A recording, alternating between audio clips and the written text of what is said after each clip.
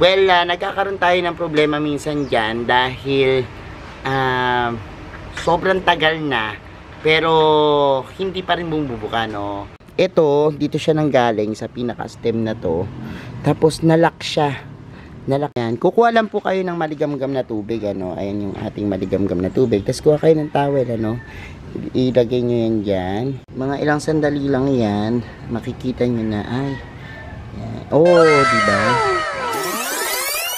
Hello everyone! This is Sir Misunabi ni Dino Park and Eco Garden and welcome back sa ating YouTube channel. And for today's video, ano ba pag-usapan natin?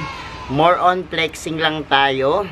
At ito'y isang pangyayari sa halaman na minsan hindi natin napapansin or hindi na natin napapagtuunan ng pansin, ano? Dahil akala natin natural lang sa kanila, no? Ito yung pagbuka nung kanilang mga dahon o yung unfurling na tinatawag, ano, na yung dahon nyo nakabilot pa tapos eventually unti-unti siyang ma-unfold, ano, or yung pagkakarolyo unti-unting bubuka na isang magandang dahon.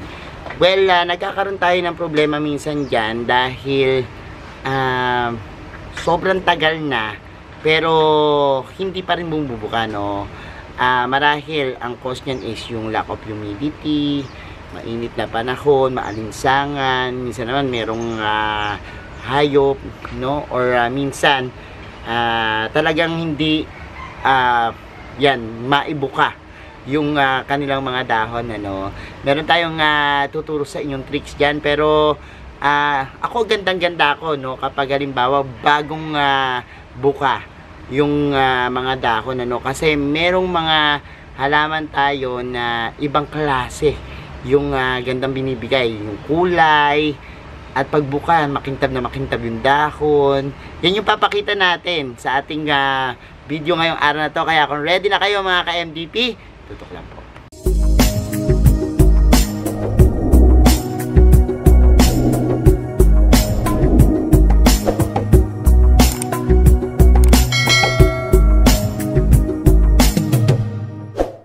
And we're back mga ka-MDP at ngayong araw na to mag-ikot at maggala tayo dito sa ating garden. Pakita ko po sa inyo yung mga halaman ko na pabuka pa lang, no, yung kanilang mga dahon, ano, o pa-unfurl pa lang. Tingnan natin, ano, kasi marami dito sa aking mga halaman na ganyan at ma-amaze tayo sa makikita natin. Tara, samahan nyo. Dito tayo maghanap muna sa ating mga caladium, ano, kasi ito magaganda yung kulay ng dahon yan. Ayan, oh. So may mga pa-unfurl na dyan na mga dahon. At ganyan pag tag-ulan or papasok sa tag-ulan, makita nyo dyan madalas po, no, nagkakaroon, ano, yung mga suloy. Tapos eventually makakakita kayo ng ganyan, no, yung pa-unfurl na dahon, ano. At nakakatuwa po yan pag bumuka, no. It takes time para ma-unfurl yan. Siguro mga ilang days, ilang weeks, no, makikita nyo. Ayan, no, kita nyo. Ito kanina na-shoot yan dito. So merong minsan nagkakaproblema, no, kapag halimbawa yung isang halaman kasi naturally bubuka naman talaga yan. Kaya lang po mag-iintay ka talaga ng matagal, ano. Ito dito siya nanggaling sa pinaka-stem na to. Tapos nalock siya. Nalock yan kanina dito. And ayan, kinuha ko, ginanyan ko, parang kinuha ko siya papaganito, papaganyan, para matanggal tong pinakadulo, no. So ito, hintayin ko na lang tong bumuka, no. Pero may mga paraan pang iba, no, para mapabuka yan, ano, ng mas mabilis. Kaya lang dito sa akin, sa sobrang dami ng mga halaman ko, yan, iniintay ko na lang po yung pagbuka nila. Merong iba naman na mga plants na iba yung kulay, ano, kapag nagbuka yung dahon, katulad ng mga philodendrons. Sa mga philodendrons naman, maganda yung pag-unfurl ng dahon nito, no, kasi iba yung kulay na lumalabas, ano. From ordinary na green, minsan dyan lalabas yung ibang kulay, ano. So maghanap tayo dito sa ating mga philodendrons, ano, kasi ito nga, ayan, tulad nitong isa na to, look, ano, kita nyo, meron ng lumabas na pinakaganyan. Tapos eventually yan po yung mag-unfurl, ano. Kaya lang po Kasi minsan excited tayo, no? Pag excited tayo ng sobra-sobra, ang ginagawa natin, binubuka natin, ano? Kusa po yan bubuka. Talagang hintayin nyo lang, ano?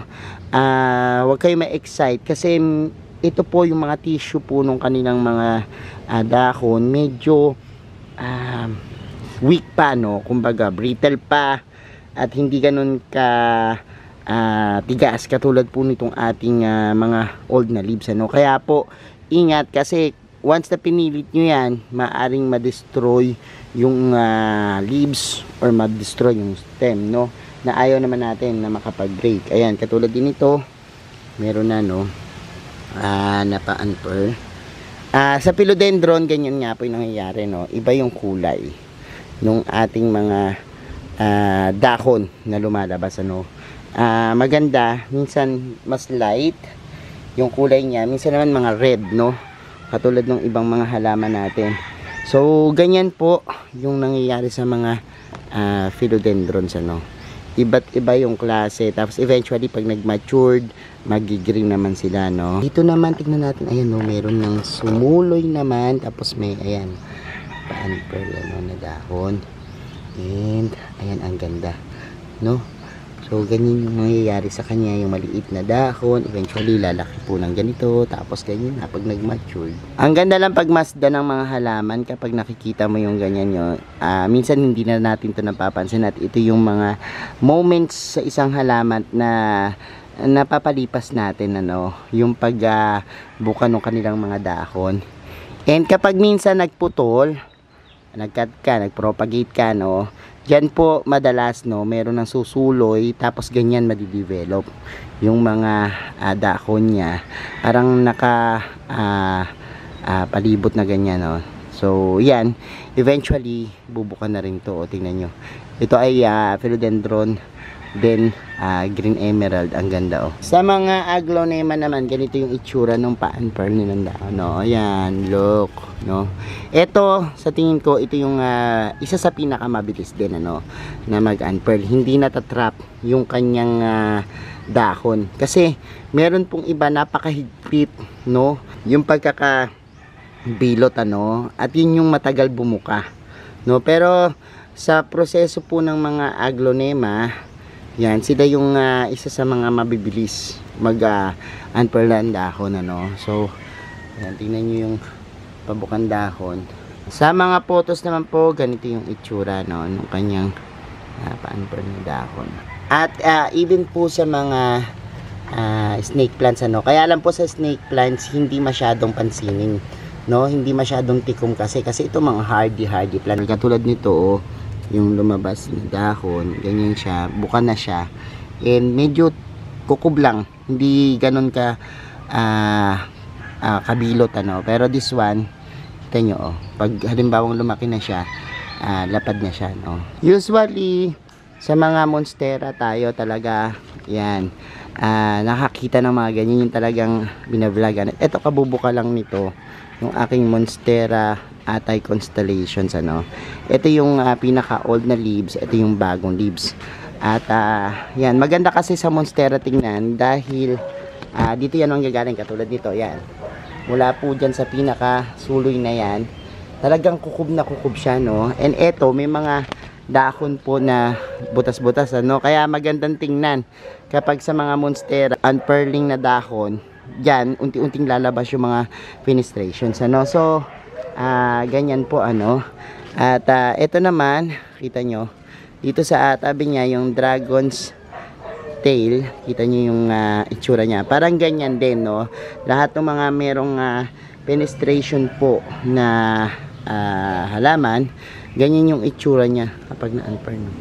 Tingnan nyo, medyo parang curly, no, yung itsura ng kanyang mga penetrations, ano. Tapos ganyan siya, oh, ang kintab, sobrang kintab. And nakakadagdag din ng effect, ano, kapag halimbawang yan, merong pa-unfurl na dahon, kasi nagkakaroon sila ng parang ibang kulay, ano. Ito rin, isa rin tong philodendrons. And pag nakita nyo, oh, look, ang ganda, no, ng kanyang mga dahon, no, kakaiba, no. So kapag merong ganyan, ibang reflections, ano, kapag titingnan nyo sa malayo, parang merong something red na lumalabas. Pero iyan po, magbabago din yung kulay niyan, ano, papunta dito sa mga ganitong kulay ng mga leaves nila, no, hanggang sa maging ganito, no. Pero ang cycle nga niyan, dyan po lumalabas, kaya po nabibigyan ng magandang itsura at attraction yung ating mga garden kung meron po tayong mga ganito, no, na ganyan po yung kulay ng kanilang mga leaves bago ma-unfurl.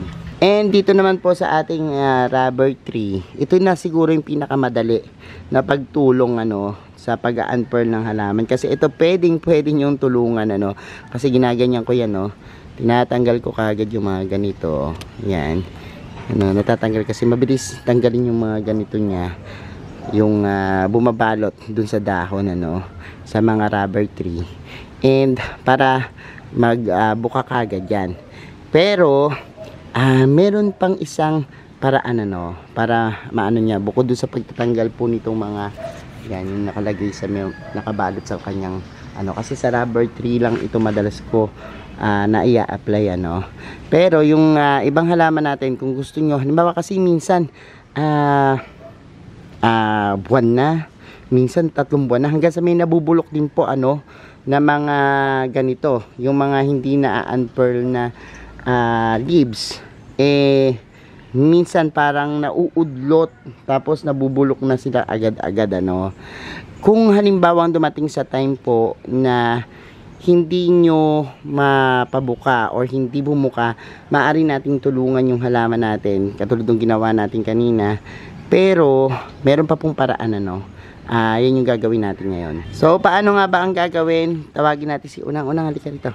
Ayan, kukuha lang po kayo ng maligamgam na tubig, ano. Ayan yung ating maligamgam na tubig. Tapos kuha kayo ng towel, ano. Ilagay nyo yan dyan, yung towel. Tapos, dito nyo, ito medyo maligamgam pa. So, ang gagawin nyo lang po is ibabalot nyo siya dito, no, sa ating pa-unfurl na dahon. Ayan. Tapos, gaganyan-ganyan nyo lang po. Ayan. At, yan, para bumuka na yan, ano. At, yan, makakatulong po yan para mapabuka nyo, no. Kasi minsan, dito po sa atin, kulang sa humidity. Yan. And, kapag kulang sa humidity, ganyan ang nangyayari. No. Ayan, no, kita nyo. Medyo bumubuka-buka na itong ating rubber tree. Ayan po. Tapos, ganyan-ganyan nyo lang po siya. Ayan, ayan, no. Oh, kita nyo. Wow, oh, di ba? Yan, medyo nakabuka na, sinumog na siya. Hintayin nyo na lang po yan na talagang totally bumuka, no? Pero ayan po, madali na po dyan para bumuka. Punta pa tayo sa iba nating halaman. So, ito naman yung ating syngonium, ano? Ayan yung dahon niya. And ayan, sa syngonium, ito isa sa mga pinakamatagal bumuka to, no? Pero anyway, subukan natin dito yung ating yan, pagtulong, ano? Actually, kahit hindi po bumuka kaagad, ano, ang mahalaga po kasi dito, matulungan nyo lang siya, no, na mapabuka. So, ayan po, lagyan natin ng ganito, yung ating syngonium, ng maligamgam na tubig, lukewarm water. Tapos, ganyan-ganyan natin siya, no, para po yan, mapabuka nyo rin, ano, at, yan, magkaroon ng tulong sa kanya, sa ating mga halaman. Ganyan na po gagawin nyo kung halimbawa meron kayong ayaw bumuka na mga dahon, ano. So, ganyan lang din, kukuberan nyo lang siya. And tapos, mga ilang sandali lang yan, makikita nyo na, ay, yan. Oh, diba? Bumuka na siya, kita nyo, oh. Mas, natulungan natin siya, no. Tapos ito, hintayin nyo na lang po na kusa na siya. Pero ayan, malaking tulong sa kanila yan kung halimbawang yan, bubuka na sila, no. Pero minsan po, gawin nyo yan doon sa mga matatagal lang, no, yung inaabot na ng napakatagal na panahon bago mag-unfurl yung kanilang mga leaves, ano. At yan po, maligamgam na tubig lang, tapos ikukuskus po natin doon sa ating mga alaga. Tapos may makikita na kayong pagbabago, no? Changes, suddenly changes. Luluwag na po yan. Tapos siya na po bahala na magpabukan yan talaga, no? So, sa ganyan paraan po, mas makikita nyo na yung halaman nyo, mas mabilis buka yung kanyang dahon. So, ayan mga ka-MDP, napanood nyo na yung ating video, no? At yan naman, yung ating mga hindi nakikita na mga pangyayari dun sa ating mga halaman, ano? Na minsan, malaking bagay para sa kanila, no? Yung pagbuka ng kanilang mga magagandang dahon. And yan, thank you so much sa inyong panonood ngayong araw na ito mga ka-MDP. Sa mga hindi pa po nag-subscribe sa ating YouTube channel, kung beta-bet nyo po yung ganitong usapan, plants and gardening, mag-subscribe na po kayo, no? Para po laging updated sa aming latest uploads, pindutin nyo po yung notification bell. Pati po sa iba't iba nating social media accounts, sa ating TikTok, Instagram, Facebook pages, search nyo lang po Hermes Unaho or Mini Dino Park Reho Garden, makikita nyo na yan. Salamat ng maraming mga ka-MDP, and this is Hermes Unaho, sabi sa inyo ng happy planting, bye!